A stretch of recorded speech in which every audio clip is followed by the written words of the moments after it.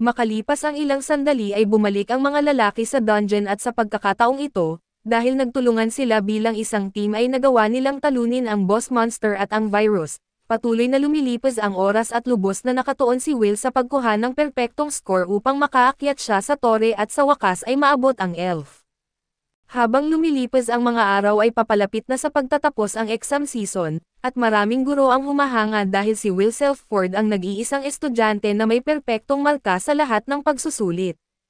Kahit si Lihana na itinuturing na huwarang estudyante, ay nagkaroon ng ilang maliliit na pagkakamali ngunit si Will ay nanatiling perpekto. Si Walker naman ay labis na nasasabik at lumapit si Teacher Alisa upang batiin siya dahil sa lahat ng kanyang pagsisikap. Sa wakas ay matutupad na niya ang kanyang pangarap.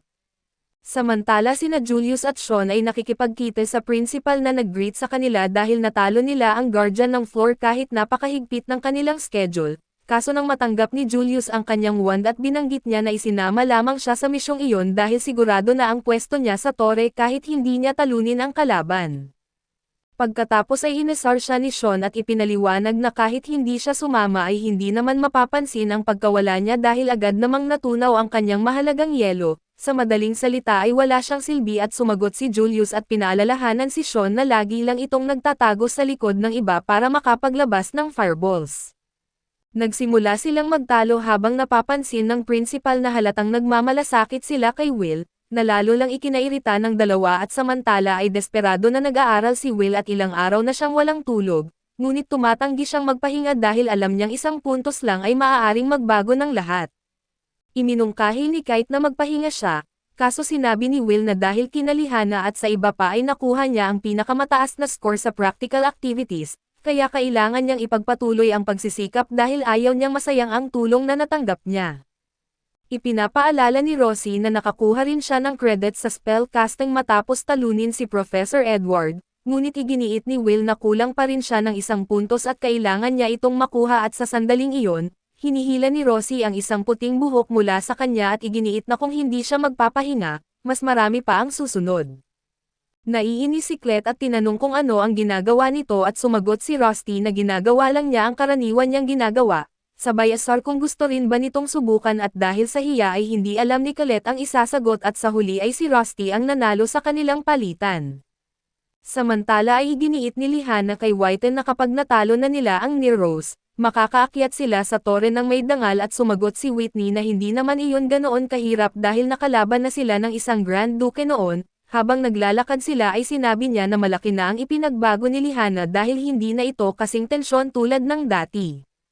Sumang-ayon siya at naalala na dati ay itinatago niya ang kanyang tunay na intensyon sa likod ng isang ngiti at hindi kailanman ibinababa ang kanyang depensa. Inamin naman ni Whitney na dahil ito kay Will na nagpakita sa kanya na kahit siya ay maaaring magkamali ng malaki, at mula noon ay nakuha na nito ang kanyang respeto.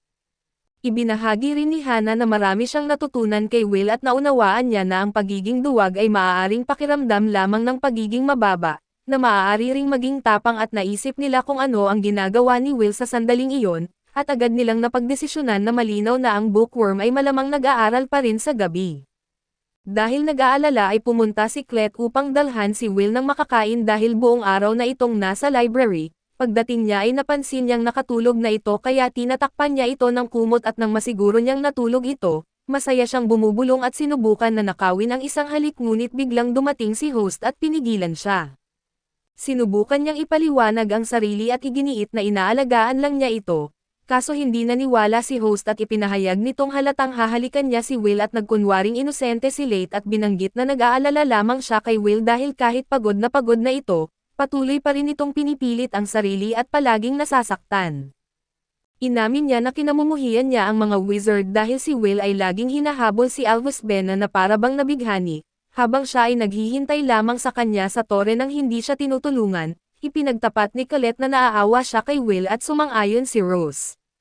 Samantala sa tuktok ng tore ay nakita ni Faria si Eleanor, na nagsabing kakaiba na makita siyang lumabas sa kanyang silid dahil kilala siyang tamad at inasar siya ni Faria. Tinanong kung naiirita pa rin ba siya dahil sa pagkatalo niya sa laban. Sumagot si Eleanor na natalo lamang siya dahil limitado siya sa ice magic. At kung nagamit niya ang ibang elemento at siya sana ang nanalo at sa sandaling iyon, dumating si Zay at sinabihan silang tumigil sa pag-iingay at umalis sa daan. Tinanong ni Fariel kung ano ang ginagawa niya roon at sumagot si Zay na malinaw naman iyon, nandoon silang lahat para sa iisang dahilan at ito ang Terminia at kailangan na nilang maghanda para sa ritual dahil malapit nang mawala ang barrier. Samantala ay naghahanda si Edward para sa final exam na ang paksa ay ang pinagmulan ng magic. Kinabukasan pagpasok nila sa silid ay inanunsyo niya na ang pagsusulit ay may iisang tanong lamang at ang sino mang makakasagot ng tama ay makakatanggap ng 6 na credits. Nilinaw niya na hindi siya tatanggap ng anumang pagdududa at kailangang ipakita ng mga estudyante ang lahat ng natutunan nila sa loob ng 6 na taon sa akademya. Nang ipamahagi ang mga test ay nagulat ang lahat nang makita ang tanong kung ano ang magic. Kahit na komplikado ang paksa ay naniniwala silang kaya nila itong sagutin, tutal ito ay tanong na sa huli ay naaabot ng bawat mage o elf ang sagot kaso ang problema, ang sinumang hindi mage ay walang ideya kung paano ito sasagutin. Dahil dito ay nag-alala ang mga estudyante at iniisip kung ano ang mangyayari kay Will at habang siya naman ay tuluyang nawalan ng maisip, pagkatapos ng lahat ang tanong na ito ay hindi matatagpuan sa mga libro dahil kinakailangan ng bawat isa na ipaliwanag sa sarili nilang salita kung ano ang magic. Sa kabila ng lahat ng ito at sa gitna ng sitwasyon ay hindi iniisip ni Will na sumuko. Nais niyang muling makasama ang elf at tuparin ang kanyang pangako kaya't nagsimula siyang isulat kung ano ang kahulugan ng magic para sa kanya, isang himalang hindi maabot dahil sa kasing ganda nito ay kasing lupit din. Ang magic ay yaong nasa lampas ng pagsisikap at naniniwala siya na kung hindi siya susuko ay maaari niyang makamit ang isang bagay na kapantay o higit pa rito. Sa huli ay isinulat niya ang kanyang sagot ngunit naiwan tayo sa suspense at sa ibang eksena. Tinanong ni Walker si Edward kung ano ang balak niya sa exam na iyon. Kalma lamang na sumagot si Edward na nagtanong lang siya ng isang simpleng tanong na dapat kayang sagutin ng sinumang nagnanais maging mage, at 4 lamang sa 10 estudyante ang hindi nakasagot na labis niyang ikinadismaya. Naiinis si Walker at alam niyang ginawa iyon para saktan ang isang estudyante. Kaya tinanong niya kung hindi ba siya nahihiya at itinulak siya ni Edward at iginiit na hindi makatuwiran ang pagpapadala ng isang taong hindi marunong gumamit ng magic sa tore. Wala raw saysay na ipadala siya sa lugar na iyon na parang libingan ng mga wand para lamang gawing eksperimento, sa mundong pinaghaharian ng magic at hinding-hindi raw mapapalitan ng espada ang wand, idinagdag pa niya na pareho raw baliw sina Walker at ang principal at sinira lamang niya ang isang pangarap na hindi kailanman matutupad. Makalipas ang ilang sandali ay makikita ang listahan ng mga bumagsak at kasama roon ang pangalan ni Will. Nagtapos siya na may 7,179 na credits ngunit hindi siya pinayagang umakyat sa tore dahil kulang siya ng 1 puntos at lubos na nadurog si Will. Lumipas ang oras at sa isang hardin ay nakita siya ni Rosie upang ibalik ang kanyang inayos na salamin. Dahil sa pagkadismaya ay binanggit ni Will na napakalupit ni Professor Edward at halata namang hindi niya masasagot ang tanong na iyon. Pakiramdam niya ay nabigo siya dahil hindi niya natupad ang kanyang pangako. Lumapit si Rosie at niyakap siya at binanggit na walang makapagpagaan ng sakit na nararamdaman niya sa ngayon, subalit anuman ang mangyari ay mananatili siyang nasa tabi niya at samantala ay muling nagkita sina Kite, Whitney at Lihana at tinanong kung nakita na ba nila si Will kaso wala pa ring nakakakita sa kanya. Dumating si Kanan at nagpaliwanag sa ganitong oras. Ang mga estudyanteng hindi nakakaakyat sa tore ay karaniwang umaalis na sa akademya at nagreklamo siya na sinasayang lang nila ang oras sa paghahanap sa isang walang silbi, at idinagdag pa na malamang ay tumakas si Will na parang duwag. Agad siyang sinisita ni Whitney at pinagsabihan na magpakita ng respeto, pinapaalala sa kanya na hindi niya dapat insultuhan ang mga kaibigan ng kapwa elf at sumagot si Julius at iginiit na sa akademyang iyon ay magic ang pinakamahalaga. Kahit gaano pa kagaling si Will sa dungeon ay hindi iyon lugar para sa isang gumagamit ng espada, pinagmasdan siya ni Kian at nang tanungin ay inamin nitong hindi rin niya gusto si Will dahil naiirita siya rito at gusto niya sana itong talunin ng personal, ang higit na ikinaiinis niya ay nawala ang pagkakataong iyon. Sa sandaling iyon ay dumating si Verer at tinanong kung ano ang ginagawa nila roon. Ipinaliwanag ni Cade na hinahanap nila si Will at iminungkahi ni Verer na mag-relax na lang sila at mag-enjoy dahil siya na ang bahala maghanap dito at pinapaalala na gabi na ng Terminia. Samantala ay nagsimula na ang pagdiriwang ng bisperas ng bagong taon at ang host ng event na si Claire, isang 27 anyos na mage ay nagpakilala ng may kasiyahan at nagrereklamo na inimbitahan niya ang kanyang mga kaibigan. kaso puro dahilan ang ibinigay ng mga ito tungkol sa kanilang mga estudyante kaya hindi ang mga ito nakadalo.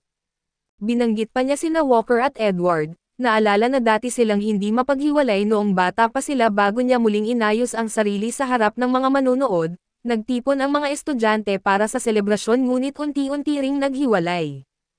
Ikinwento ni Claire ang kasaysayan ng kanilang mga ninuno na nabuhay sa kamangmangan hanggang sa dumating ang mga mananakop mula sa langit at nang tila wala ng pag-asa, lumitaw ang dakilang si Mercedes at pinamunuan ang 5 makapangyarihang mage na nagselyo sa langit at itinaboy ang mga mananakop. Nangyari ito 500 taon na ang nakalipas kaso ibinunyag ni Iris na ang kasalukuyang barrier ay tatagal na lamang ng 1 taon kaya kailangan itong muling likhain taon-taon, dahil kung ito ay bumagsak ay maaaring maulit ang trahedya ng nakaraan. Hindi sila maaaring magkamali at doon ay isang grupo ng mga mage mula sa Fire Faction ang nangakong magiging maayos ang lahat, samantala sa tuktok ng tore ang Sovereign na si Carrie at ang iba pang Sovereign ay naghahanda upang itaas ang bagong barrier. Hiniling niya sa lahat ng mage na itaas ang kanilang mga wand at pagsamahin ang kanilang kapangyarihan upang protektahan ang kanilang tahanan, at suportahan ang Magic Center sa paglikha ng bagong barrier.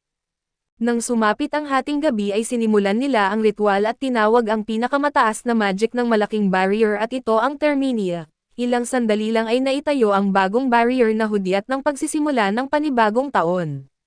Subalit habang nagdiriwang ang lahat ay may kakaibang nangyari, isang misteryosong teksto ang lumitaw sa langit na bumati ng maligayang bagong taon at biglang nagdilim ang paligid. Nagsimulang magbukas ang mga portal at lumabas mula rito ang mga demonyo, na nagdala ng kaguluhan sa buong hardin. Samantala ang mga may kagagawan ng pag-atake ay nagsabing ito ang perpektong pagkakataon upang magdaos ng isang tunay na impyernong pista, dahil ang mga mage ay lubos na nanghina matapos likhain ang barrier. Habang masaya ang mga tao at nagdiriwang, biglang nagkagulo at umuulan ng mga halimaw mula sa lahat ng direksyon at makikita natin si Cleary na lumilipad sa himpapawid, naghahanda para gumawa ng ilang barrier para protektahan ang mga tao laban sa mga halimaw.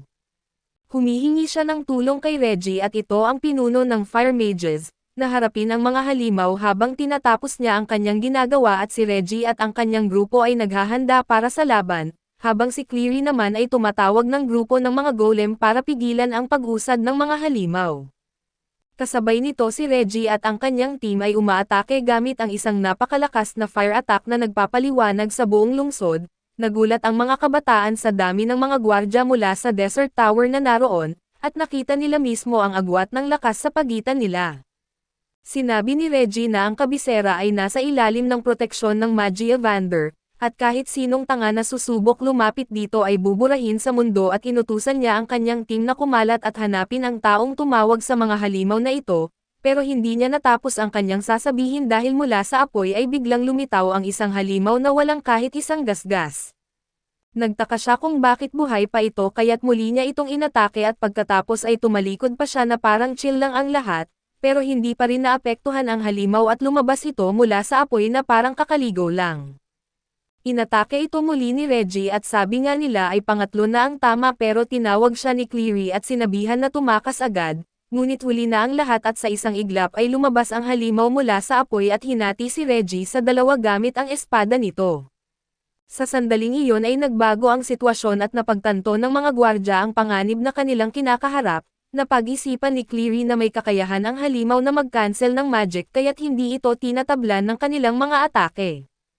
Napatunayan niya ito nang siya ay atakihin ng halimaw gamit ang anti-magic sword ni Aaron, na nakakuha ng kapangyarihan mula sa kailaliman ng kuweba at samantala si Caldren ay nagmamasid sa sitwasyon at iniisip kung ang paglitaw ng anti-magic at mga teleportation gate, ay nangangahulugan na ang nasa likod ng pag-ataking ito ay ang parehong grupo na sumisira sa practical exam. Sa totoo lang ay halata naman at dahil sa eksaktong timing nito, lalo na sa panahong pinakamahina ang Magi Evander at malinaw na hindi ito gawa ng iisang tao kundi ng isang organisadong grupo na matagal nang nagpaplano. Subalit ano kaya ang layunin nila at nang may isang tagasunod na nagmungkahi na magpadala sila ng mga tao sa loob ng lungsod para tumulong, tumanggi siya at sinabing wala itong silbi at mamamatay lang sila at pagkatapos mag-isip sandali, napagdesisyonan niya na ang layunin ng pag-ataking ito ay para mailihis ang atensyon. Inutusan niya ang kanyang tauhan na ipagtanggol ang tore at samantala si Owen ay kasama ang iba pang Magi Evander at sinabing malinaw na sila ang target. Sumagot si Eleanor na sila ay nasa pinakamahinang kalagayan ngayon at nauubos ang kanilang enerhiya, at hindi pa nila alam kung sino ang nasa likod ng pag-atake pero malinaw na sila ang target. Nang magmungkahi si Will at ang assistant ni Wiseman na magpadala sila ng reinforcement para tumulong, sinigawan siya ni Aaron at sinabing huwag siyang magsalita ng walang kwenta at tinanong siya ni Cian kung ano ang gagawin nila ngayon, kung mananatili lang ba silang nanunood ng hindi kumikilos. Sumagot si Aaron na oo at iyon ang gagawin nila at pinagbawalan niya ang lahat na lumabas ng tore, dahil ang pagkawala ng kahit isang Magi Evander ay maaaring magdulot ng pagkasira ng barrier at magresulta sa pag-atake sa kanila. Sa madaling salita ay hindi lang ang kabisera ang masisira kundi ang buong mundo at iyon ang hindi niya hahayaang mangyari. Sa kabilang panig ang mga umaatake ay naiinis dahil hindi kumakagat ang Magi Evander at hindi pa rin lumalabas, kaya sinabi ng pinunong walang ulo na kung ayaw nilang magpakita ay ipagpapatuloy na lang nila ang pagwasak sa lungsod.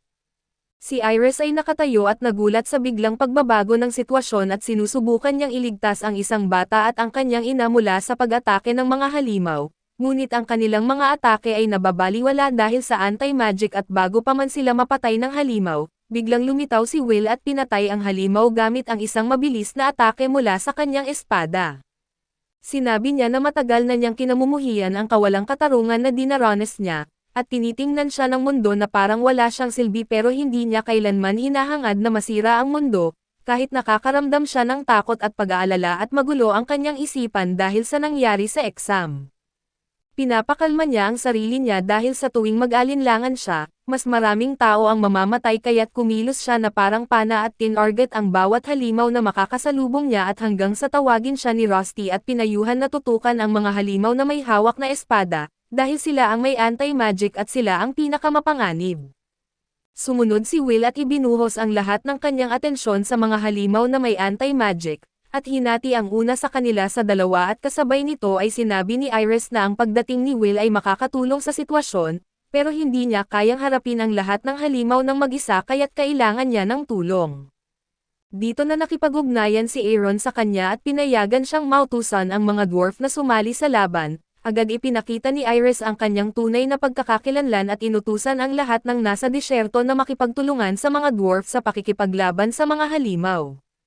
Sa kabilang panig ay pumunta si Worker sa mga dwarf at humingi ng tulong sa kanila, at sumali ang mga dwarf sa laban para tulungan si Will at iniwan natin sila at pumunta kay Edward na tinatalo ang grupo ng mga halimaw, at inutusan niya ang mga estudyante na iwan ang mga halimaw na may anti-magic sa mga dwarf at itoon ang kanilang atake sa iba. Binanggit niya na wala ng oras para mag-alinlangan lalo na't nasa gitna sila ng digmaan. Nagdadalawang isip ang mga estudyante dahil kahit ang mga gwardya ng Magic Tower ay natalo ng mga halimaw, kaya duda sila kung may magagawa sila. Lumitaw si Liana at inatake ang mga halimaw gamit ang buong lakas niya, pero pinigilan ito ng anti-magic at sinabi niya na kung walang epekto ang magic ay iisa lang ang paraan para talunin ang mga halimaw at inutusan niya si Colt na maghanda. Sa oras na iyon sina Julius at Agner ay pilit na hinaharap ang mga halimaw pero walang epekto ang kanilang mga atake. Iminungkahi ni Julius na tumakas na sila pero binanggit ni Sion na kapag gumagamit ng anti-magic ang mga halimaw ay bumabagal sila ng ilang segundo, kaya dapat silang atakihin ng tuloy-tuloy para mapigilan sila hanggang makarating ang mga dwarf. Sinunod nila ito at patuloy na umatake at pinapalibutan ang mga halimaw at pinipigilan silang makagalaw. Tinawag ni Sion si Colt at sinabing gawin na ang iginiit ni Liana at matapos ang ilang sandaling pag-alinlangan, ginamit ni Liana ang kanyang magic para galawin ang estatwa ng Magi Evander sa likod nila at ibinagsak ito sa mga halimaw. Sa tagumpay ng kanilang delikadong plano, inutusan ni Liana ang iba pang estudyante na gumamit ng bato o anumang pisikal na bagay para atakihin ang mga halimaw at si Cleary, na nagmamasid sa lahat ay nagsabing ang mga estudyante ngayong taon ay may talento at marunong mag-isip, at inutusan niya ang iba pang gwardya na protektahan sila. Samantala binanggit ng pinunong walang ulo na tulad ng inaasahan niya mula sa akademya, mabilis nilang nakontrol ang sitwasyon at sumagot ang kanyang kasamahan na tinatawag na The Butcher na nangyari ito dahil sa mga hangal na nagpakita ng kanilang sarili sa grupo ni Aaron at napilitan silang pabilisin ang plano, dahil kung hindi ay nakagawa sana sila ng mas maraming anti-magic.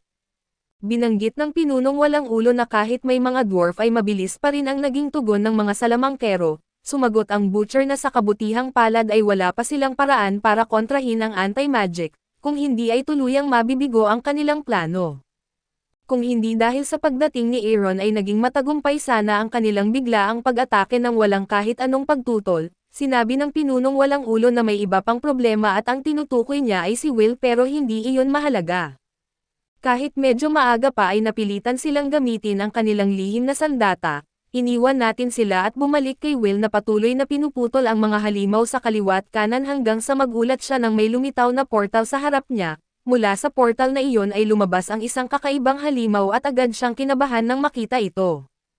Paglabas pa lang ng halimaw mula sa portal, agad nitong sinipa si Will at literal na parang bola na sinipa at pinapalipad sa kabilang panig at makikita natin si Finn sa loob ng kuweba, na binubugbog ng isa sa mga tauhan ng mga umaatake. Tinanong siya kung ano ang layunin nila sa paggawa ng anti-magic, at sinagot siya ng may panunuya na wala nang saysay ang lahat ng ginagawa niya dahil ang tunay nilang plano ay akitin siya sa kuweba at pigilan siya at sa oras na ito, malamang ang buong lungsod ay nasusunog na. Bumalik tayo kay Will na pilit tumatayo matapos ang huling pag-atake ng halimaw at hindi pa siya nakakabawi ng hininga. Biglang bumagsak ang halimaw sa ibabaw niya gamit ang espada nito at winasak ang buong bahay na kinaroroonan niya. Kung hindi niya ginamit ang kanyang espada sa huling sandali para salagin ang atake, malamang patay na siya at nakahiga siya sa lupa at iniisip kung imposible na ordinaryong halimaw ito, at kung mas malakas pa ba ito kaysa sa duke. Kasabay nito ay iginiit ni Cleary na ang halimaw na iyon ay tinatawag na Defender, isang halimaw na kilala na lumalabas sa level 40 ng kuweba at napakalakas nito hanggang sa may mga Magia Evander na napatay nito. Dito sinabi ng Butcher na kinailangan nilang isakripisyo ang 50 sa kanilang mga tauhan para maipasok ang halimaw sa portal, at sumagot ang pinunong walang ulo na ang paghuli rito ay parang impyerno, pero sulit naman dahil ngayon ay sisirain nito ang lungsod. Samantala ay ipinagpatuloy ng halimaw ang pag-atake kay Will dahil wala ng ibang tao sa lugar. Ginagawa ni Will ang lahat para mabuhay at binanggit niya na kahit naiwasan niya ang mga atake ng halimaw, agad naman siyang tinatamaan ng isa pang atake at napapalipad sa hangin. Kung magpapatuloy ito ay tiyak na mamamatay siya kaya't wala siyang ibang pagpipilian kundi tumakas, pero bago niya matapos ang iniisip niya ay muli siyang pinalipad ng halimaw at dumiretso ito sa dalawang estudyanteng nakahandusay sa likod. Walang pag-alinlangan ay inatake sila ng halimaw gamit ang espada nito, pero sinasalag ni Will ang atake at inutusan ang mga estudyante na tumakas agad at matapos ang ilang sandaling pag-alinlangan, tumakas sila at pagkatapos nito ay sinipa ng Defender si Will ng malakas at pinalipad siya sa hangin at sa loob ng isang iglap, lumapit ito sa kanya at ibinagsak siya ng malakas sa lupa.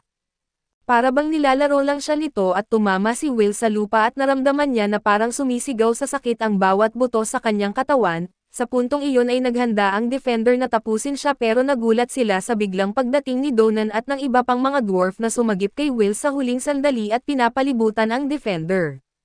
Kasabay nito ay inutusan ni Iris ang lahat na magtipon sa paligid ni Will at maghanda, dahil sa sandaling sirain ng mga dwarf ang anti-magic ay sabay-sabay nilang aatakehin ang Defender at papatayin ito. Nagtipon ang lahat at sinabi ng pinunong walang ulo na gagamitin nila ang kanilang bilang para pigilan ang Defender, na siya ring inaasahan nila at pagkatapos niyang magsalita, ang mga natalo na halimaw ay naglabas ng itim na usok na nagtipon sa Defender at sinipsip nito ang lahat papasok sa kanyang core. Nagulat ang lahat at hindi nila maintindihan ang nangyayari, hanggang sa napansin ni Edward ang sitwasyon at inutusan silang sirain agad ang core ng mga halimaw. Ngunit iginiit ng pinunong walang ulo na ang Defender ay may kakayahan na sumisipsip ng core ng ibang halimaw, at sa madaling salita kinakain nito ang ibang halimaw para lumakas. Inatake ng lahat ang Defender para pigilan itong mas lumakas pa, pero pumasok ang Butcher at pinigilan ang lahat gamit ang kanyang mga patalim na nagpatigil sa kanila sa lugar at natapos ng Defender ang pagsipsip ng lakas ng ibang mga halimaw, at nagbago ang itsura nito. Nagkaroon ito ng malalaking pakpak sa loob ng ilang segundo at naglabas ng maraming matutulis na spike mula sa mga pakpak nito, na tumama sa halos lahat ng naroon at tumawa ng baliw ang Butcher dahil ngayon, wala nang makakahadlang sa Defender kahit hindi magic at kahit pa ang lakas na meron ang mga dwarf. Ipinagmamalaki ng pinunong walang ulo na handa na ang lungsod para sa kanilang plano na magtatapos sa pagpatay sa Magia Evander, Samantala si Will na nakikita ang lahat na gumuho sa harap niya matapos silang mahulog sa bitag ay nagsabing wala ng epekto ang lahat ng kanilang armas laban sa Defender, at kung may pag-asa man na matalo ito at ang tanging paraan ay ang pigilan ang pagsipsip nito. Sa sandaling iyon ay lumitaw si Rusty at tinawag si Will para balutan ang kanyang espada ng kanyang magic, ngunit biglang sumulpat ang Defender at pinutol ang braso ni Rusty sa isang iglap at nagalit si Will at umatake sa Defender ng walang tigil at walang iniisip, pero wala pa rin itong epekto laban sa napakalakas na kapangyarihan ng Defender. Sa oras na iyon ay inutusan ni Rusty si Kiki na pumunta kay Colette at sinigurado niya na protektahan niya si Will, at idinagdag na iisa na lang ang magagawa niya at bumalik tayo kay Will na nahihirapan sa laban niya laban sa Defender at binanggit niya na kahit gaano siya kadesperado sa pag-atake, hindi niya kayang malalampasan ang kalaban. Kahit gamitin pa niya ang isip niya ay walang silbi ang kanyang mga plano, sa madaling salita ay hindi gumagana ang talino, lakas o kahit anumang alam niya at doon niya tuluyang napatunayan na wala talaga siyang silbi. Bumagsak si Will sa lupa at sumusuko matapos ang huling pag-atake ng Defender, lumapit ang Defender sa kanya ng dahan-dahan at inihanda ang huling suntok at habang naghihintay si Will sa kanyang katapusan at tinatanggap ang kanyang kapalaran, nagulat siya na buhay pa siya. Pagmulat niya ng mata ay nakita niya si Rusty sa harap niya na nagtulak sa kanya palayo at siya ang nasugatan sa halip. Ngumiti si Rusty at iginiit na palagi siyang mananatili sa tabi niya at hindi pa nakaka-recover si Will sa gulat o nakakagawa ng kahit ano at nang biglang mabasag ang katawan ni Rusty na parang yelo at tuluyang naglaho. Gayunpaman ay makikita natin si Will na nahulog mula sa itaas ng gusali. Nasira ang kanyang pag-asa sa harap ng kanyang mga mata matapos mamatay si Rusty at matalo sila ng matindi sa laban-laban sa Defender. Bago pa bumagsak si Will sa lupa at mabali ang kanyang mga buto, biglang lumitaw si Walker at niligtas siya sa huling sandali at inilayo siya papunta sa tuktok ng tore at doon, makikita natin ang mga Magi Evander na nagtitipon at si Zeus ay tumayo na may pagkadismaya at lumabas ng lugar. Tinanong siya ni Wiseman kung saan siya pupunta at sumagot si Zeus na pupunta siya sa labanan, dahil ang lahat ng nasa larangan ay walang silbi at wala silang ginagawa kundi sumigaw at ang mas nakakainis para sa kanya ay ang mga Magi Evander, na sa kabila ng kanilang lakas wala rin silang magawa kundi manood. Sumagot si Wiseman ng mahinahon na hindi ito mangyayari, at tulad ng sinabi ni Aaron ang pagkatalo ng kahit isa sa kanila ay mangangahulugan ng pagkasira ng buong mundo, kaya dapat mas maunawaan niya ang halaga niya bilang isang Magi Evander. Sinabihan niya si Zeus na umupo, pero hindi ito nakinig at iginiit na pwede niyang panatilihin ang walang silbing posisyon na iyon kung gusto niya at nagpatuloy siya sa paglakad. Pinahinto siya ni Wiseman sa pamamagitan ng isang babala na putok, at inulit ang utos na bumalik siya sa kanyang lugar. Naging tensyon ang sitwasyon sa pagitan nilang dalawa at halos mauwi sa laban, samantala ay tinanong ng assistant ni Eleanor kung ano ang gagawin niya at sumagot ito na hindi ito dapat pag-aksayahan ng oras at manunood na lang siya, dahil ito ay lupa ng mga salamangkero at hindi ng mga elf. Pero sinabi ng kanyang ikalawang assistant na si Vilfes na may miyembro ng kanilang angkan sa akademya, makikita ang pagkabahala sa mukha ni Eleanor at inutusan niya si Vilfes na pumunta at tumulong. Sa gitna ng tensyon at kaguluhan sa larangan ng labanan ay nahahati ang mga Magi Evander, biglang lumitaw si Tom at tumayo sa harap ni Aaron at inuutusan siyang bawiin ang kanyang utos at matatag na tumanggi si Aaron. Hinamon siya nito at sinabing ililigtas niya si Will at ang mga taong mahalaga sa kanya, at hindi siya papayag na may pumihil sa kanya kahit sino pa ito at pagkatapos niyang magsalita, ang buong lugar ay biglang nagyelo ng napakabilis. Iniwan natin sila at bumalik kay Walker na nakasakay sa dragon kasama si Will na lubos na wasak ang loob, at puno ng luha ang kanyang mukha at iniisip ni Walker na ang paglabas ng Defender ay ganap na nagbago sa takbo ng laban, at ang mga duwende at salamangkero ay hindi na makontrol ang sitwasyon at ang tanging pag-asa nila ay si Will. Nang tingnan niya si Will ay nakita niyang lubos itong gumuho, umiiyak at sinisisi ang sarili dahil mahina siya at hindi kayang protektahan ang iba, dahil hindi siya marunong gumamit ng mahika at isa siyang kabiguan gaya ng sinasabi ng iba. Sa huli ay tumingin si Will kay Walker at tinanong kung bakit siya lang ang hindi marunong gumamit ng mahika. Binanggit ni Walker na tigilan niya ang ganoong pag-iisip at magpakatatag at dahil hindi ito ang oras para bumigay, bigla silang naputol ng lumitaw ang mamamatay tao sa kanilang harapan, at ipinahayag nitong mas masama pa ang amoy ni Will kaysa sa mga duwende kaya't tatapusin na niya ito. Pagkatapos niyang magsalita ay naglabas siya ng sunod-sunod na mga kutsilyo patungo kay Will at mabilis na kumilos si Walker para harangin ang atake, samantala ay makikita si Agnell na nakikipaglaban sa ilang halimaw, at may isang halimaw na lumitaw sa likod niya kaso mabilis itong pinatay ni Caleb. Nawala ang kanyang atensyon nang marinig niya ang isang pagsabog sa himpapawid, at binanggit ni Liana na mag-focus siya dahil walang oras para maging tanga at biglang lumitaw si Kiki. At tumakbo si Caleb papunta sa kanya matapos niyang napagtanto na ang pagsabog ay nangyari malapit kay Will. Hiniling niya kay Kiki na dalhin siya sa kinaroroonan ni Will at sa sandaling iyon, napansin ni Sion si Kelt na dala si Kiki at tumakbo siya kaya sinundan siya nito at hiniling sa iba pang mga kasama na agad harapin ang sitwasyon, kaagad na lumapit sina Liana at Agnell kay Julius at hiniling na gamitin niya agad ang kanyang mga kopya, sumagot siya na hindi siya utusan nila para uutusan ng ganoon. Samantala sa kabilang panig si Adam ay labis na nasisiyahan sa mga sigaw at hiyaw ng mga mamamayan, at patuloy niyang pinamumunuan ang pag-atake ng mga halimaw at kahit gusto niyang sumali mismo sa laban, mas pinili niyang tuparin ang kanyang papel mula sa malayo. Sa huli ng kanyang sinabi ay inutusan niya ang defender na pumunta sa tore, agad namang lumipad si Clary kasunod ng defender para pigilan ito dahil ito ang pinakamalaking banta na kinakaharap nila ngayon, lalo na't kaya nitong patayin ang mga Magia Vander. Ngunit nang atakihin niya ito ay nahaharangan ng defender ang kanyang atake at agad na gumanti, sa oras na iyon ay inutusan ni Edward ang mga duwende na isakripisyo ang kanilang mga sarili para pigilan ang defender. Sumagot si Gina na imposibleng sundin ang utos na iyon at dahil matagal na silang inaapi at halos ginawang alipin, bukod pa sa marami na ang nawala sa kanila sa nakaraang pag-atake at ngayon ay gusto pa silang ipasok sa kamatayan ng kusa at hinding-hindi iyon mangyayari. Sinabi ni Edward na oo at gusto niyang magsakripisyo sila para protektahan ang kabisera at ang mga bata at sa sandaling iyon, may isang halimaw na biglang lumitaw nang walang nakakapansin at umatake kay Gina. Kung hindi dahil sa pagligtas ni Edward sa huling sandali ay malamang patay na siya. Nagulat si Gina at tinanong kung bakit siya niligtas at sumagot si Edward na kalaban nila ang isang nilalang na hindi tinatablan ng mahika, kaya mas mahalaga ang buhay ng mga duwende kaysa sa kanya at handa siyang isakripisyo ang sarili basta mapigilan lamang ang defender.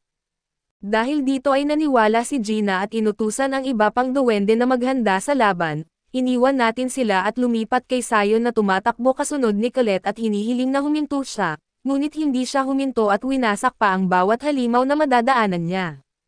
Sinabi niya na kung hindi sila kikilos agad ay hindi nila maaabutan si Will, sumagot si Sion na ang isang palpak at sa tuwing makakaalis sa isang problema, ay nahuhulog naman sa paninibago at palaging pinapahirapan sila nito kaso naputol ang kanyang sinasabi nang biglang lumitaw ang defender sa kanilang harapan. Inatake ito ni Colette ngunit walang epekto ang kanyang mga atake at mabilis pang nauubos ang kanyang enerhiyang mahika at sa sandaling iyon, umatake ang halimaw kasabay ng pag-atake ni Sion at iniwan natin sila at lumipat sa ibang bahagi ng larangan ng labanan kung saan lubos na magulo ang sitwasyon, ang bawat isa ay kumikilos ayon sa sariling desisyon.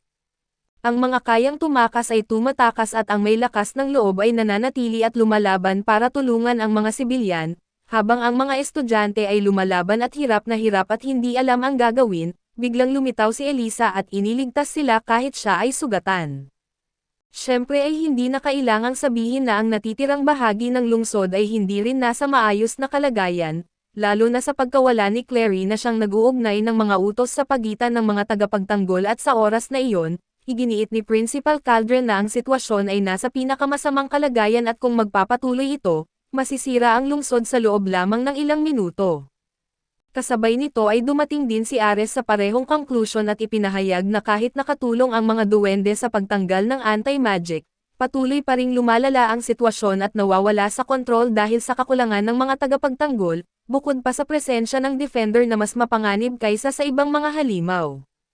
Habang iniisip niya kung ano ang gagawin nila para makalabas sa problemang ito, bigla siyang nagulat sa boses ni Finn na kumakausap sa kanya at nagtatanong at sa oras na iyon at binanggit ng mamamatay tao na hindi pala basta-basta si Walker, lalo na't nagawa nitong harangin ang kanyang biglaang atake.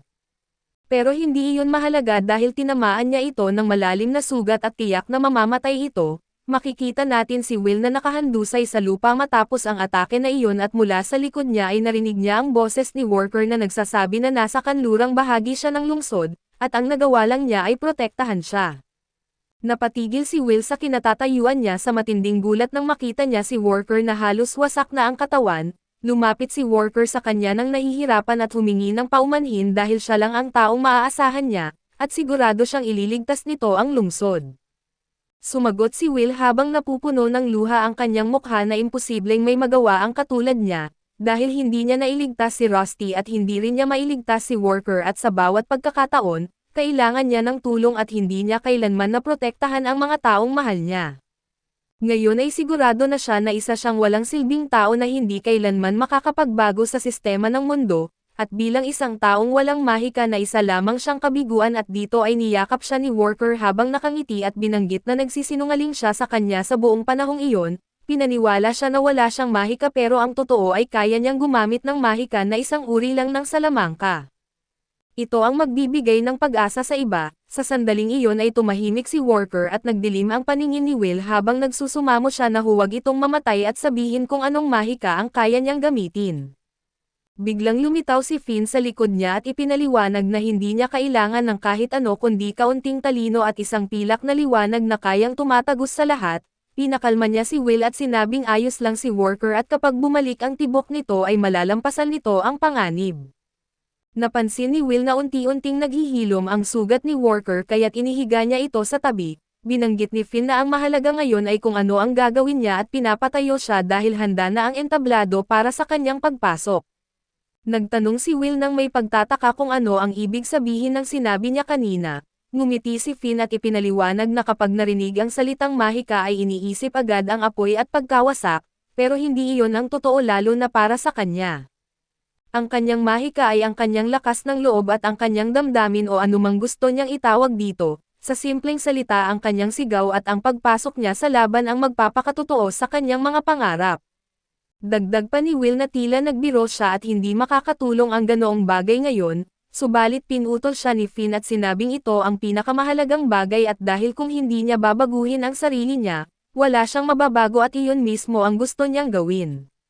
Sa huli ng kanyang pahayag ay itinusok niya ang espada sa harap ni Will, hiniling na kunin niya ito upang simulan ang kanyang paglalakbay sa paghahanap ng katotohanan at sa sandaling tumama ang patak ng dugo mula sa kamay ni Finn sa espada, ito ay nagliwanag at sa loob lamang ng ilang segundo, naalala ni Will ang lahat ng kanyang mga layunin at pangarap.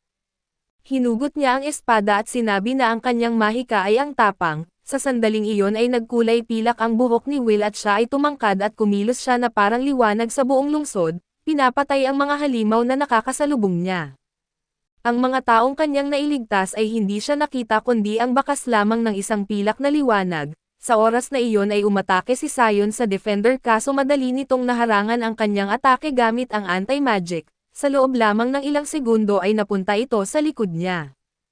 Nang tawagin siya ni Colette para tumakas ay sumagot siya na hindi siya tatakbo dahil kung si Will ang nasa kanyang lugar, hindi rin ito tatakbo at kahit mahina siya ay siya ang pinakamatapang sa kanilang lahat ngunit si Will na karating lang sa lugar ay nagsabi na mali ang sinabi niya, dahil siya ay duwag at matagal nang naiinggit sa kanila dahil kaya nilang gumamit ng mahika habang siya ay hindi.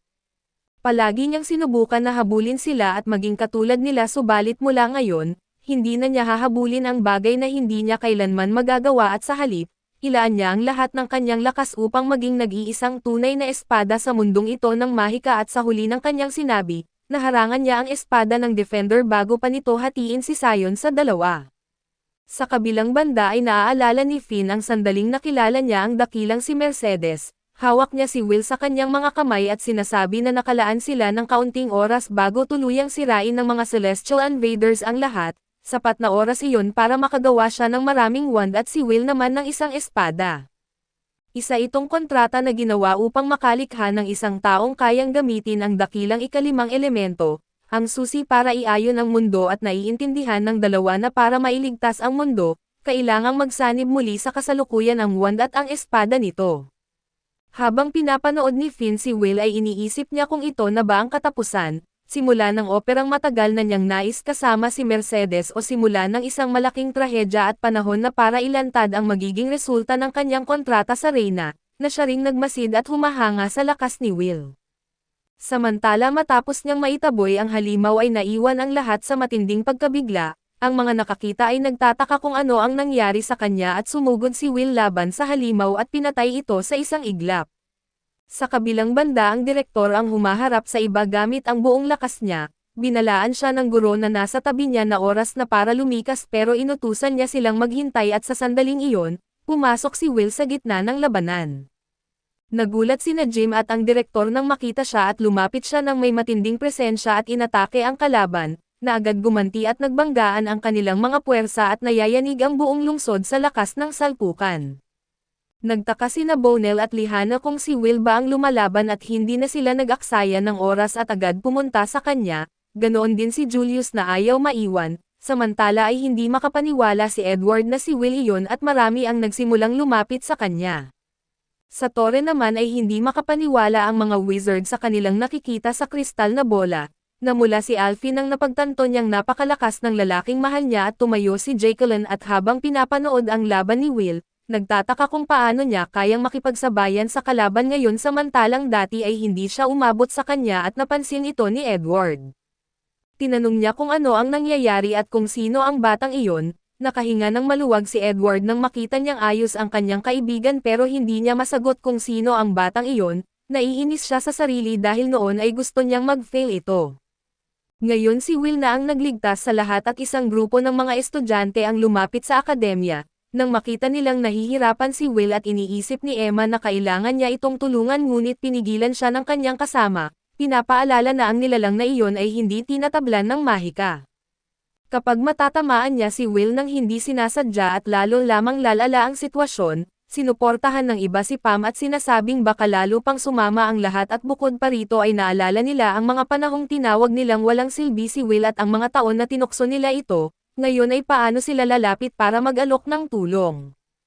Gayunpaman isa sa kanila ang nagsabi na sa kabila ng lahat ay niligtas sila ni Will noon at ngayon ay lumalaban siya para sa kanila, alam nilang magiging mapagkunwari sila pero gusto pa rin nilang may magawa para sa kanya at biglang lumitaw si Sean mula sa kung saan, sumisigaw kay Will habang buong lakas siyang sumisigaw. Sigurado siyang kayang talunin ni Will ang nilalang na iyon at di nagtagal, hinihiling nila na manalo siya at nang magsimulang sumigaw ng suporta sina Colette, Lihana, Winnie at ang iba pa at isa-isa silang sumama sa karamihan. Nagsimula silang palakasin ang loob ni Will maging ang mga tagasunod ni Sean at Julius ay sumabay sa sigawan nang makita nilang pati ang kanilang mga leader ay sumusuporta sa kanya. Lahat ay nagsimulang mag-cheer para kay Will, samantala sinabi ni Edward na hindi niya kayang iaasa ang lahat sa isang taong hindi marunong gumamit ng mahika. Ngunit wala rin siyang sapat na lakas at iginiit ni Claire na masyado siyang overprotective at panahon na para magtiwala siya sa kanyang mga estudyante imbes na palaging protektahan lamang ang mga ito, sinusuportahan ni Toten si Will habang nanonood si Iris. Sa isang mundong umiikot sa mahika, ngayon ang lahat ng sigaw ng suporta ay nakatuon sa isang batang hindi kayang gumamit nito at habang hinaharap ni Will ang kalaban, iniisip niya na palagi siyang nakaramdam ng lungkot at lagi siyang iniiwasan. Marami ang nangutya sa kanya hanggang sa maput siya sa mundo dahil dito pero sa kaibuturan ng kanyang puso, ang gusto lang niya ay matanggap kung sino siya at kahit na ngayon lang niya nararanasan ang ganitong suporta, sapat na ang mga boses ng lahat para bigyan siya ng lakas na protektahan ang mundo at ang lahat ng naninirahan dito. Sumugod siya ng buong lakas laban sa halimaw at sa kasamaang palad, nabasag ang kanyang espada at nakaramdam ng masamang pangitain si Euphoria at tumingin pababa at nag-aalala si Iris nang makita na hindi kinaya ng bakal ng espada ang napakalakas na kapangyarihan ni Will, natataranta ang mga estudyante dahil dihado na siya ngayon at wala na siyang sandata. Kumilos si Euphoria, sinubukan siyang pigilan at pinaalalahanan na bawal siyang bumaba mula sa tore pero sumagot siya na titingin lang siya mula sa balcony at habang umaalis siya, gumawa siya ng espada at inihulog ito at humihingi ng paumanhin sa iba. Sinabi niyang nadulas lang siya at bumagsak ang espada papunta kay Will at nang maramdaman niya ang kapangyarihan ni Euphoria, itinaas niya ang hawakan ng kanyang sirang espada at hinigop nito ang lakas ng kanyang kaibigan. Dito nabuo ang isang bagong espada at nang makita ito ni Alves, naalala niya na iyon din ang ginamit ni Will nang harapin niya ang Great Duke subalit nagtataka si Julius kung bakit niya gagawin iyon gayong ang halimaw ay hindi tinatablan ng mahika, hinatake ng halimaw si Will pero ramdam niya na hindi mapipigilan ng nilalang ang kanyang pag-atake. Tinamaan niya ang halimaw at nagdulot ito ng matinding pinsala at nabigla ang lahat ng napagtanto ni Edward na ginamit niya ang whisk, samantala ay galit na galit si Mace at nagtataka kung ano ang nangyayari at bakit nasira ang kanyang mga plano, iniisip niya kung saan galing ang batang iyon.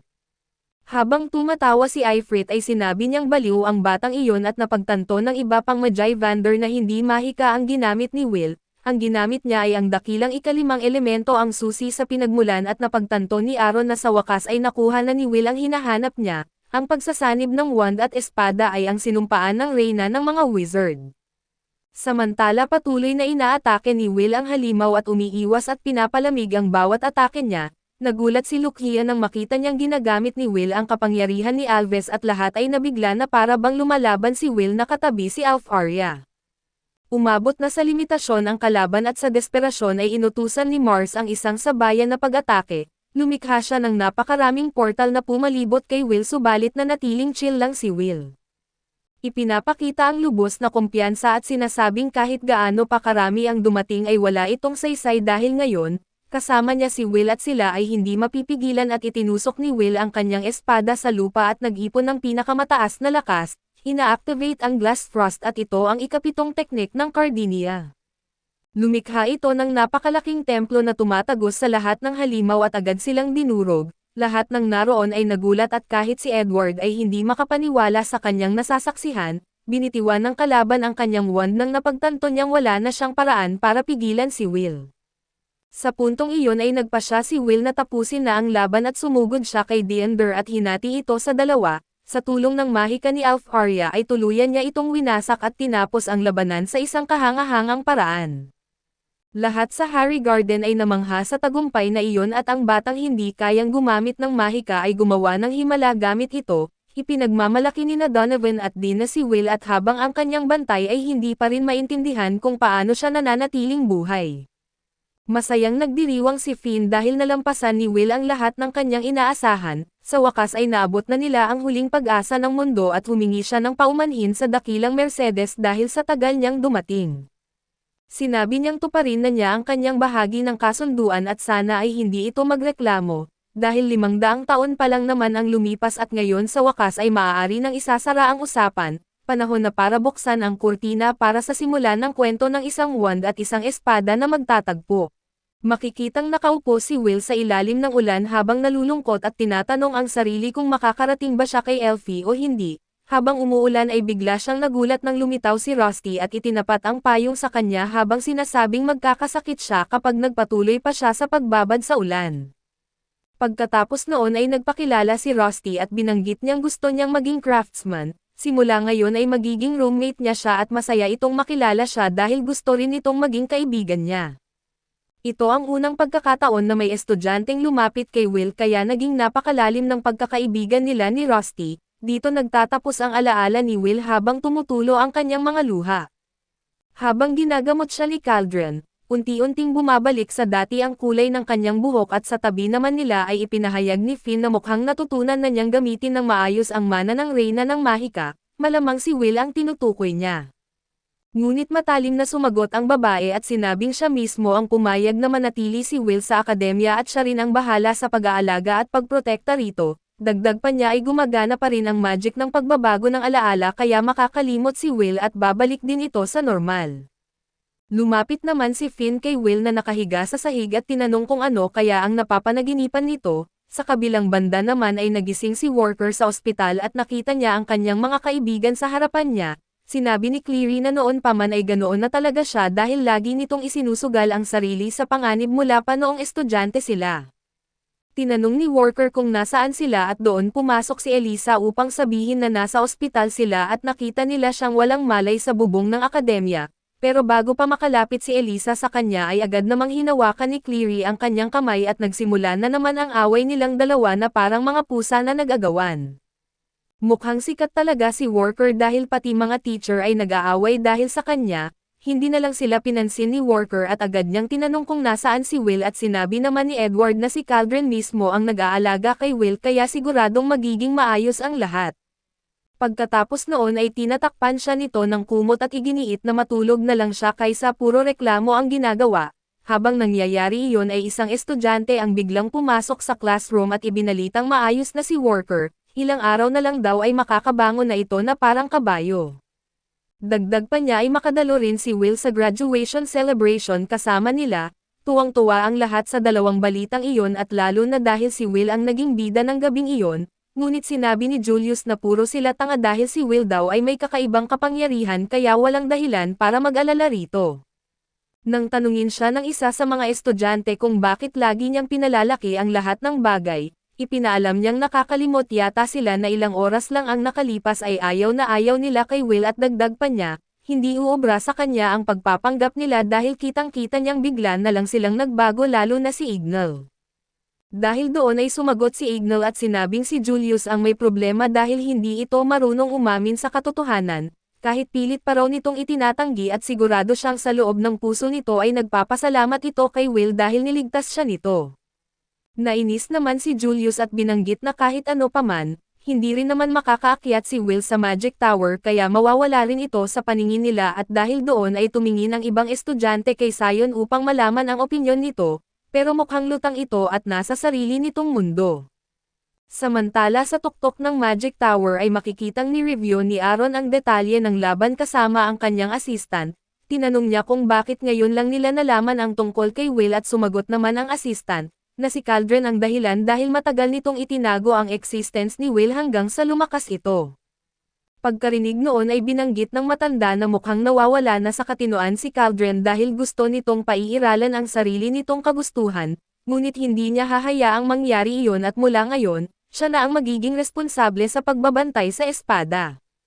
Tinanong naman siya ng assistant kung ano ang tingin niya tungkol kay Will, sumagot siya na kung si Will nga ang taong tinutukoy sa hula ni Mercedes at siguradong magtatagpo rin ang landas nilang dalawa balang araw. Sa mga oras na iyon ay dumating naman ang mga Magia Vander sa lugar, matapos ang kanilang karaniwang pang-asar at pagtatalo at sinabi ni Aaron na ibabahagi niya ang lahat ng impormasyong nalaman nila tungkol sa pag-atake. Hiniling din niya na ipagpatuloy nila ang investigasyon tungkol sa mga nakaraang insidente, lalo na ang nangyari sa practical exam at nang tanungin siya ni Wiseman kung may nahanap na ba silang ebidensya tungkol sa mga umatake, giit niyang wala pa rin silang nakukuhang lead hanggang ngayon. Sumingit naman si Zeus at tinanong kung wala rin ba silang impormasyon tungkol sa mga halimaw, kaso wala rin silang maisagot tungkol doon at dahil dito ay inis na sinabi ni Eleanor kung ano pa raw ang silbi nila kung wala silang alam. Sumagot naman si Dunk mula sa sarili niyang pananaw at ipinahayag niyang ang mga pangyayaring ito ay kahawig ng pag-atake na nangyari 10 taon na ang nakaraan, at ang mga may kagagawan noon ay ang mga destroyer. Pagkasabi niya noon ay biglang nagbago ang atmosphere ng buong lugar at tuwang-tuwang sinabi ni Zeus na iyon ang gusto niyang marinig, ngunit sinabi naman ni Eleanor na hindi siya kumbinsido dahil napakalaking sakripisyo ang ginawa ng mga elf noon para tuluyang mapuksa ang mga destroyer. Biglang tinukso siya ni Zeus at sinabing natatakot ba siya, pagkatapos ay pinapaalala niyang noong nakaraang digmaan ay nagtago lang ito sa kagubatan at hindi man lang sumali sa laban at dahil doon, lalong uminit ang sitwasyon nang maglabas si Eleanor ng napakalakas na atake na sumisira sa paligid. Mabilis namang nagdepensa sina Aaron at Wiseman, habang si Zeus naman ay madaling nakaiwas sa atake at tinanong pa siya kung nanghuhuli ba siya ng ibon at bago pa tuluyang lumala ang laban, pinigilan sila ni Owen at inutusan silang tumigil. Ipinapaalala niya na ang bawat grupo ng Magia Vander ay magpapatuloy sa paghahanap hanggang makakita sila ng ebidensya, dagdag pa niya na huwag nilang kalimutan na maghanda para sa pagdating ng mga bagong recruits sa tore. Doon nila napansin si Grace na nakatayo sa labas ng pinto matapos itong biglang sumara sa mukha niya. Tinanong nila kung ano ang ginagawa niya roon at kung nasaan si Elfie at ipinaliwanag niya na hindi makakapunta si Elfie dahil masakit ang tiyan nito. Samantala ay makikitang nakaupo si Elfie habang malungkot na nakatingin sa akademya. Iniwan muna natin ang tore at nagtungo naman tayo kay Liana na may hawak na sulat habang binabasa ito. Mula sa likuran niya ay dumating si Colt na may dalang bouquet ng bulaklak. Nang tanungin siya ni Liana kung para kanino iyon, giit niyang simpleng alaala lang iyon para kay Rusty dahil bigla na lang itong nawala at pagkatapos ay tinanong ni Liana kung ano bang klaseng tao si Rusty, sumagot naman si Colt na hindi niya ito gaanong kilala dahil wala naman silang masyadong interaction noon. Ang totoo ay naiinggit pa nga siya rito dahil napakalapit nito kay Will, Ngunit sinabi raw ni Will na espesyal na kaibigan talaga si Rusty para sa kanya at sa ibang lugar naman, pinapanood ni Finn ang mabilis na pag-aayos ng buong syudad at binanggit niya na iyon ang syudad na kilala niya at sigurado siyang mabilis nila itong maibabalik sa dati nitong ayos. Biglang narinig niya ang boses ni Iris na tinawag siya gamit ang ibang pangalan, agad siyang naiinis at iginiit na sinabi na niyang ayaw niya sa pangalang iyon kaso sumagot si Iris na iyon mismo ang dahilan kung bakit niya iyon ginagamit dahil hindi niya talaga gusto ang pagmumukha nito. Tinanong naman siya ni Finn kung ano ang kailangan niya mula sa tao na ayaw niya. Dito sinabi ni Iris na gusto niyang huwag itong makialam sa buhay ni Will o impluwensyahan ito sa kahit anong paraan at dahil kapag nangyari iyon, mawawala sa kontrol ang lahat at wala nang makakahadlang pa rito. Nagulat si Finn sa binanggit niya at sinabing hindi niya inaasahang maririnig iyon mula sa isang observer na katulad niya. Mukhang humahanga raw ito kay Will at pagkatapos noon ay naglakad siya ng mahinahon habang nakangiti at iginiit na wala siyang balak sundin ang sinabi nito dahil kukunin niya pa rin si Will, lalo na at ngayon ang araw ng graduation at ibig sabihin nito ay katapusan na ng mga palusot at pagtatago ni Cauldron. Pagkatapos noon ay bumalik ang kwento 2 taon sa nakaraan kung saan makikitang magkasamang nakaupo sina Rusty at Will. Biglang tinanong ni Rusty si Will kung malulungkot ba ito kapag bigla siyang mawala, nagulat naman si Will sa kakaibang tanong na iyon. Ipinaliwanag ni Rusty na marami na silang pinagsamahan at napaisip siya na baka dumating ang araw na kailangan nilang maghiwalay, at kung magiging dahilan iyon ng kalungkutan ni Will ay baka maliraw na nakilala pa niya ito simula pa lang. Agad namang tumutol si Will at binanggit na hindi totoo iyon, hiniling pa niya kay Rusty na huwag nang isipin ang mga ganoong bagay at pagkatapos noon, ipinahayag ni Rusty na kapag nakaakyat na si Will sa tore ay hindi na siya maaaring manatili sa tabi nito dahil sa ilang kadahilanan. Pero kahit ganoon ay patuloy pa rin daw niyang bantayan si Will at titingnan kung hanggang saan aabot ang paglalakbay nito. Mula roon ay nagising si Will dahil sa huni ng mga ibon at tumayo siya at naghilamos bago mapansin na bumalik na sa normal ang kulay ng kanyang buhok, dahil dito ay napaisip siya kung panaginip lang ba ang lahat ng nangyari. Nakuha niya ang sagot nang pumasok siya sa kwarto at makita si Kiki sa bakanteng mesa ni Rusty. Naupo siya sa upuan nito at napaisip kung ano kaya ang sasabihin ni Rusty kung nandito pa ito at matapos ang ilang sandaling pag-alinlangan, nagdesisyon si Will at tuluyang lumabas ng silid. Paglipat naman sa akademya ay makikitang nagsisidatingan na ang mga estudyante at kanilang mga magulang sa malaking hall, isa-isang pumapasok ang mga estudyante hanggang sa umakyat si Cauldron sa stage at nagsimulang magsalita tungkol sa dangal at asal ng mga salamangkero. Pagkatapos noon ay binanggit niyang napakaraming buhay ang nawala sa nakaraang pag-atake at kabilang na ang mga estudyante, guro at maging ang mga bantay ng Magic Tower at sandali silang tumahimik bilang pag-alala sa mga namatay. Kaso ipinagpatuloy niya na kahit ganoon kalaki ang pagkawala nila, hindi sila maaaring manatiling nakakulong sa lungkot habang nakayuko lamang. Totoong napakalaking trahedya ang sinapit nila ngunit hindi pa iyon ang katapusan at simula pa lamang daw iyon dahil mas mabibigat pang pagsubok ang darating sa hinaharap. Sa panahon ng kaguluhan ay tungkulin nilang protektahan at alagaan ang pag-asa na magbibigay liwanag sa kinabukasan. Pagkatapos ng kanyang talumpati ay opisyal niyang inanunsyo ang pagsisimula ng graduation ceremony at kinuha ni Edward ang listahan at inutusan ang mga magtatapos na pumila sa harap ng stage upang tanggapin ang kanilang diploma. Isa-isang tinawag ni Edward ang kanilang mga pangalan habang ibinibigay ang mga certificate. Nang makuha ni Will ang kanyang diploma at tumingin siya kay Walker at ngumiti rito, nginitian din siya ni Walker dahil ito lang ang guro na totoong sumuporta sa kanya mula sa simula. Matapos maipamahagi ang lahat ng diploma, inanunsyo ni Edward na opisyal nang nagtapos ang buong batch mula sa akademya at kasunod nito ay malakas na palakpakan mula sa lahat. Muling kinuha ni Cauldron ang mikropono at inanunsyo ang mga estudyanteng matatanggap sa Magic Tower. Ipinaliwanag niya na sa oras na maisuot nila ang sombrero ni Mercedes, magkakaroon sila ng karapatang makapasok sa tore at unang tinawag si Liana na siyang magbibigay ng farewell speech para sa batch at kasunod naman nito sina Ignal, Julius, Sion at Colt na umakyat upang tanggapin ang kanilang mga sombrero habang pinapalakpakan ng lahat. Sa madaling salita, karamihan sa mga estudyanteng natanggap sa Magic Tower ay iyong mga malaki ang naging ambag sa pagdepensa sa syudad laban sa pinakahuling pag-atake, mula sa 250 estudyante. 49 lamang ang napiling makapasok sa Magic Tower upang mapasailalim sa gabay ng isa sa mga Magia Vander. Habang masayang nagdiriwang ang lahat, Tahimik namang nasasaktan si Will at bukod sa pagkawala ng kanyang kaibigan, nabigo rin siyang makamit ang pangarap niya at habang pinapanood niya ang kanyang mga kaklase na makarating sa lugar na matagal na niyang gustong mapuntahan, lalo lamang sumisikip ang kanyang dibdib. Iniwan muna natin si Will sa kanyang malulungkot na iniisip at bumalik naman tayo kay Caldren na nagsabing may isa pang estudyanteng biglang naging kwalipikado sa huling sandali at pagkasabi niya noon, biglang nag-ingay ang buong lugar at biglang natahimik ang buong lugar. Nagsimulang magbulungan ang mga tao habang iniisip kung sino ang estudyanteng tinutukoy ni Caldren. Ipinagpatuloy niya ang kanyang paliwanag at binanggit na may dalawang kondisyon para makapasok sa Magic Tower at ang una ay makapag-ipon ng 7,200 points o higit pa, at ang pangalawa ay ang makalikha ng isang ganap na bagong spell.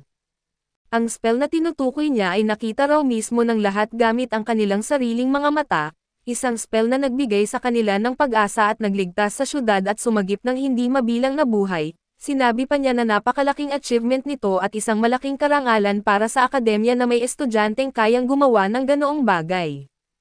Pagkatapos noon ay sinabi niya ang pangalan ng spell na iyon ay Courage. Kasunod nito ay tinawag niya si Will at pinapapunta sa stage upang tanggapin ang kanyang sombrero at sinubukan ni Edward na pigilan siya at baguhin ang kanyang desisyon, ngunit hindi siya pinakinggan ni Caldren. Sa halip ay ipinagpatuloy niya ang pagsasalita at iginiit na alam niyang may mga taong tutol sa desisyong iyon, ngunit para sa mga taong kinikilala ang tapang na ipinakita ni Will bilang isang tunay na spell, ang tanging dapat nilang gawin ay palakpakan ito. Sa unang sandali ay puro katahimikan at bulungan lamang ang maririnig sa buong hall, pakiramdam ni Will ay tinatanggihan pa rin siya tulad ng dati at parang walang nagbago, subalit biglang nabasag ang katahimikan ng si Sion ang unang pumalakpak para kay Will. Sinundan agad ito ni Colt at pagkatapos ay sina Liana at Ignal, pati na rin si Julius at maya-maya pa ay kumalat sa buong hall ang tunog ng palakpakan na parang apoy na mabilis na lumalaganap, umalangaw-ngaw ang buong lugar sa lakas ng sigaw at pagsuporta ng lahat. Sa wakas ay natupad ni Will ang pinakamahalagang hakbang para matupad ang kanyang pangako ang makapasok sa Magic Tower. Hindi niya napigil ang mapaluhan dahil sa unang pagkakataon ay natanggap niya rin ang pagkilala at respeto na matagal na niyang hinintay.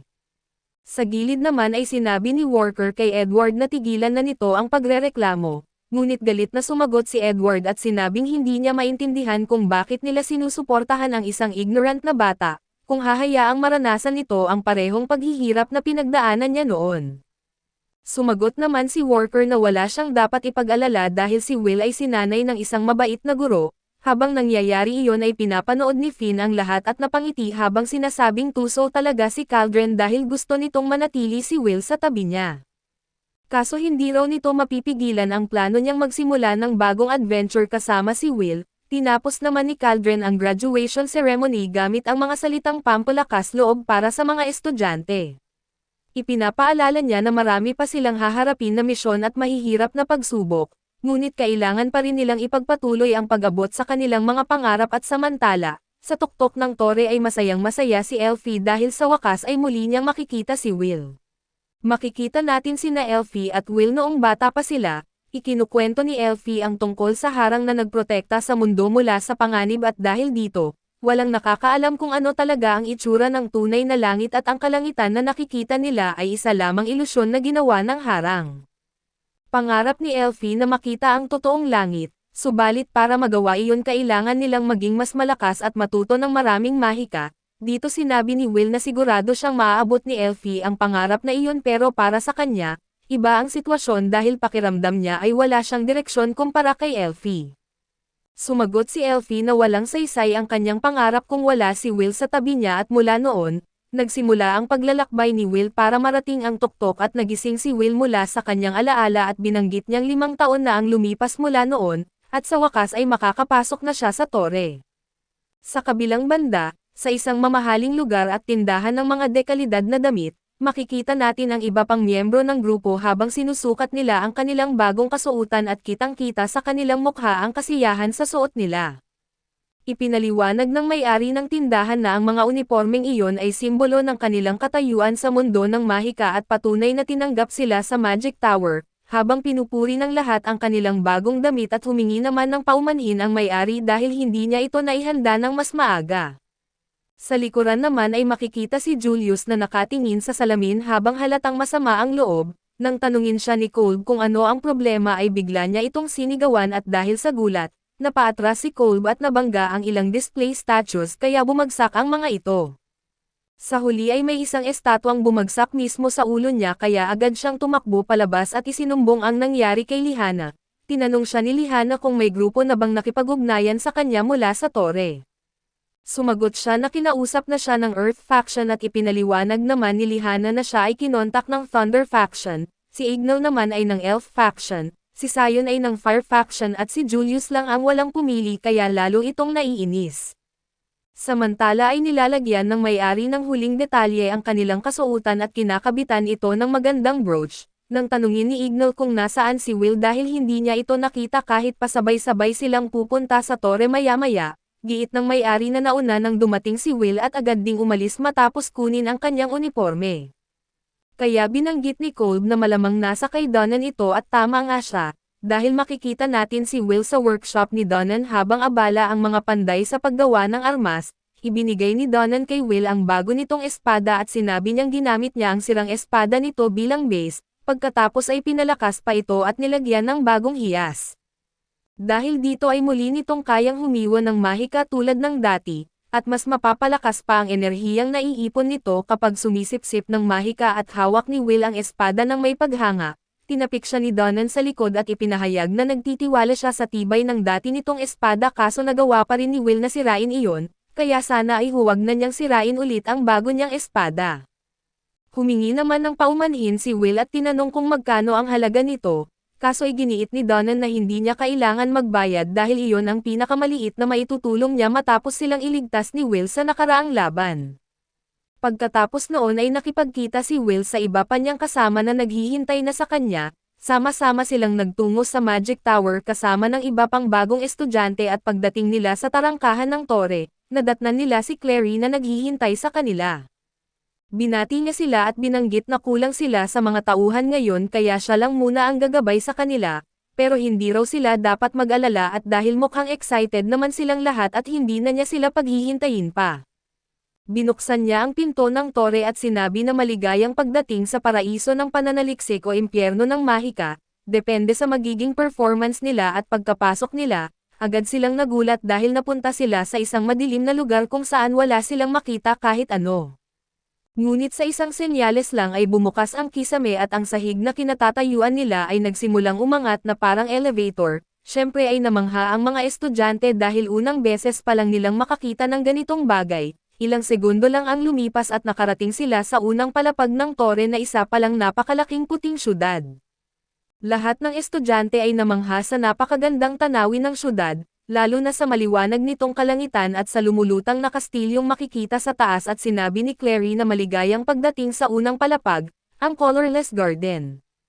Isa itong kumpletong syudad at research center, tanging mga piling tao lamang ang pinapayagang manatili rito at kung mananatili sila o hindi ay nakadepende sa kanilang kakayahan at pagkatapos noon, itinuro niya ang reception hall kaya sabay-sabay silang naglakad papunta roon.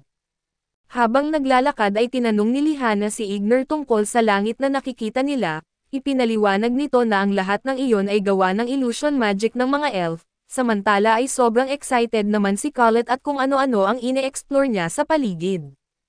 Sinabi niya kay Will na hindi pa rin siya makapaniwalang nakapasok na talaga sila sa Magic Tower, itinuro niya rin ang hardin ng mga mahiwagang halaman at ang lugar kung saan inaalagaan ang mga magical creatures at sa huli, masaya niyang sinabi kay Will na may crepe shop pa roon. Pagkarinig ni Lihana tungkol sa crepe shop, agad siyang lumipad papunta roon at bumili ng 5 crepe para kainin ng siya lang, dahilan para maging nakakatawa ang sitwasyon at sa gitna ng masayang eksena, sinabi naman ni Sion kay Will na huwag masyadong padala sa excitement at isipin na maganda ang lahat sa tore, dahil hindi ganoon kasimple ang buhay doon. Sa sandaling iyon ay napansin ni Will ang kakaibang tingin ng ibang mga salamangkero sa kanila at binanggit niyang parang may kakaiba sa mga tingin ng mga ito at sa kabilang banda, halatang masama pa rin ang loob ni Julius at iginiit niyang mukhang totoo nga ang mga kumakalat na tsismis at tila mapapahiya sila rito. Pagkatapos ng kanilang paglilibot, nakarating sila sa gate ng pagsusulit at pagpasok nila ay nakita nila ang maraming salamangkero mula sa iba't ibang grupo at kasama na ang pinuno ng Colorless Faction na si Kreutz. ngunit ang mas ikinagulat nila ay nang biglang magpakita sa harapan nila ang mga Magi Evander. Ang pinakamalaking gulat ay naramdaman nina Ignor at Will nang makita nilang tuluyan silang ini-ignore nina Eleanor at Elfie. Dito nagsimulang magsalita si Clary at bahagyang pabirong binati ang mga Magi Evander at sumagot naman si Wiseman. Ipinahayag na wala nang silbi ang mga formal na pagpapakilala at mas mabuting ayusin na lang niya ang pamamahala para hindi sila maboard. Nagalit si Clary sa pahayag nito at sinabi niyang nagbago na talaga ang panahon dahil dati ay mas bata pa ito sa kanya at siya pa ang nagtuturo rito noon, pero sanay na rin daw siya sa ugali nitong mayabang at biglang sumingit ang assistant ni Wiseman at sinabihan itong kumalma ng kaunti. Pagkatapos noon ay binanggit ni Clary na sisimulan na nila ang unang bloom, dahil may ilang estudyanteng nagpakita ng natatanging talento noong panahon ng kanilang pag-aaral, pipiliin sila ng mga grupong pinakaangkop sa kanilang kakayahan. Pagkatapos magsalita ni Clary at nagsimula ng pumili ang mga Magi Evander ng mga estudyante, agad na nagbago ang kulay ng kanilang mga uniforme at maging ang kanilang brooch ay nagkaroon ng simbolo ng grupong kanilang sinasalihan. Makikita nating naging pula ang uniforme ni Sion, naging kayumanggi naman kay Colette at dilaw kay Lihana at berde kay Ignor, ngunit sina Will at Julius lang ang naiwan na puti o walang kulay ang kanilang kasuotan. Pagkatapos nito ay bumalik ang kwento isang araw bago mangyari ang lahat ng iyon, makikita si Elfie sa kanyang kwarto habang sobrang inis at sinisigawan si Ceresa at sinabi niyang niloko siya nito, dahil akala niya ay agad niyang maisasama si Will sa kanyang grupo pagdating nito sa Magic Tower. Ngayon ay nalaman niyang hindi pala iyon mangyayari, at lahat ng sulat na ipinadala niya kay Will ay hindi pala nakarating dahil kay Ceresa at ipinaliwanag naman ni Ceresa na wala siyang kinalaman doon at ang lahat ng desisyon ay hawak ng higher institution, kaya sinabi ni Elfie na ibig sabihin ay si Kreutz ang may kagagawan ng lahat ng ito. Kinumpirma ni Ceresa ang hinala niya at ipinaliwanag na kahit hindi kayang tutulan ni Kreutz ang desisyon ng akademya, duda pa rin ito sa kakayahan ni Will at hindi niya hahayaang sumali ito sa kahit anong grupo hanggat hindi nito napapatunayan ang sarili. Dahil doon ay galit na sinabi ni Elfie na pupunta siya sa higher institution at ikukuha niya ng leksyon ang lahat ng iyon agad-agad, ngunit pinakalma siya ni Ceresa at iginiit na hindi nila kailangan ng dagdag na problema. Ipinaliwanag din niya na kapag napatunayan ni Will ang kanyang kakayahan sa unang bloom, sisiguraduhin niyang tatanggapin siya ni Kreutz at ng iba pa at wala nang magkontra sa kanyang pananatili roon at dahil sa huli, ang tanging mahalaga sa tore ay ang tunay na kakayahan ng isang tao. Ang mahalaga raw sa tore ay kakayahan ng isang tao kaya't kung isasama agad ni Elfie si Will sa kanyang grupo ngayon, masisira lang ang reputasyon nito dahil iisipin ng lahat na nakapasok lang siya dahil sa koneksyon, kaya kailangan muna nitong patunayan ang sarili niya. Kapag nagawa niya iyon ay lahat ng grupo mismo ang mag-aagawan para mapasali siya at dagdag pa ni Ceresa, sisiguraduhin niyang walang ibang grupo ang makakaagaw kay Will mula kay Elfie at hindi rin naman siya nagdududa sa kakayahan ni Will na patunayan ang kanyang lakas. Pagbalik natin sa kasalukuyan, ipinaliwanag ni Clary sa mga salamangkero na ang mga kulay na natanggap nila ay isang napakahalagang gantimpala at pagkatapos nito, inutusan niya silang pumunta agad sa kani-kanilang grupo. Isa-isang umalis ang bawat estudyante papunta sa kanilang bagong faction habang umaasa si Clary na kahit isa man lang sa kanila ay makarating sa tuktok ng tore at sa huli, ang mga natira na lamang ay ang mga colorless o walang kulay.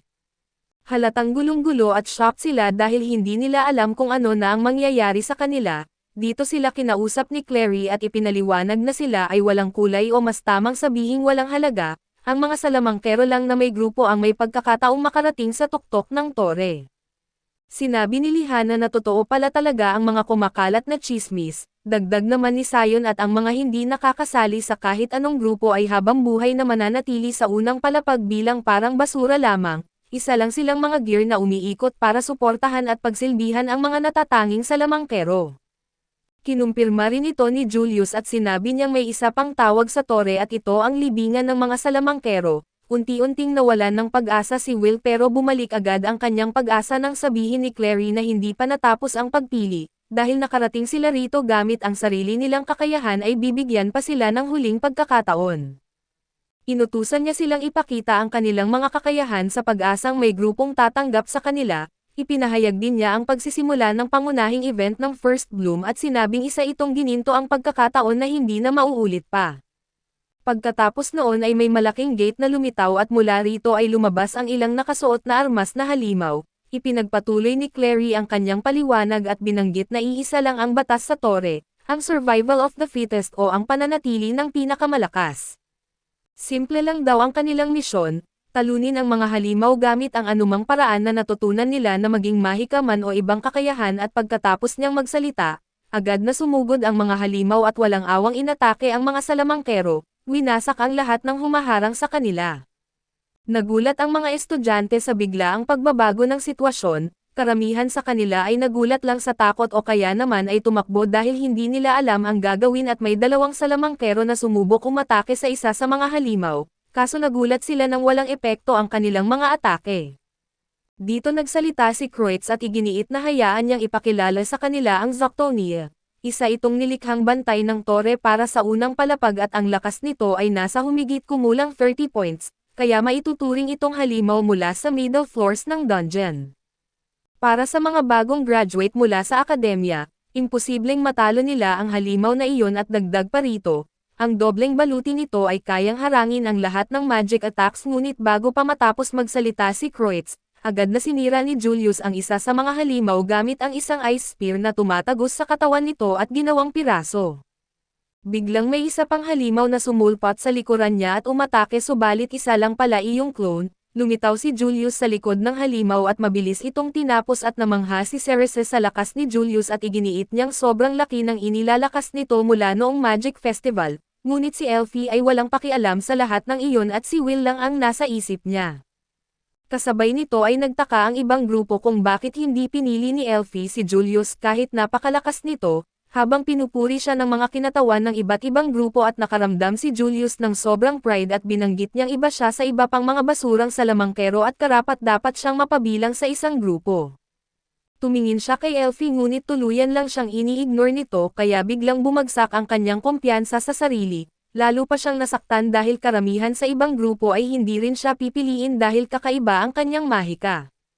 Ipinahayag ng ilan na walang ibang karapat-dapat pansinin sa lugar na iyon kundi si Julius lamang, pero may isang babae na nagsabing may isa pang tao na mas nakaka-interes kaysa sa kanya.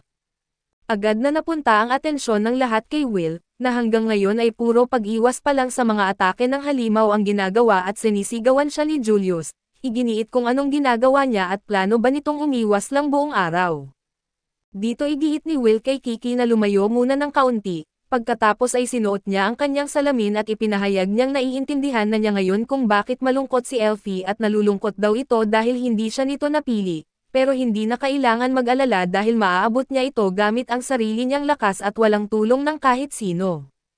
Pagkatapos niyang sabihin iyon, kumilos siya ng sobrang bilis na parang kidlat at iniwasan niya ang atake ng halimaw at tumalon sa likuran nito, at buong lakas na hinati ito sa dalawa gamit ang kanyang espada.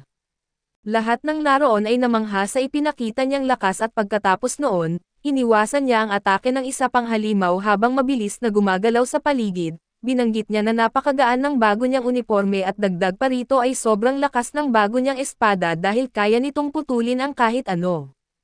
Pakiramdam daw niya ay kaya na niyang harapin ang kahit anong halimaw ngayon at matapos niyang sabihin iyon, muli niyang hinati sa dalawa ang halimaw na nasa harapan niya kaso sa mismong sandaling iyon, may panibagong grupo ng mga halimaw na lumitaw.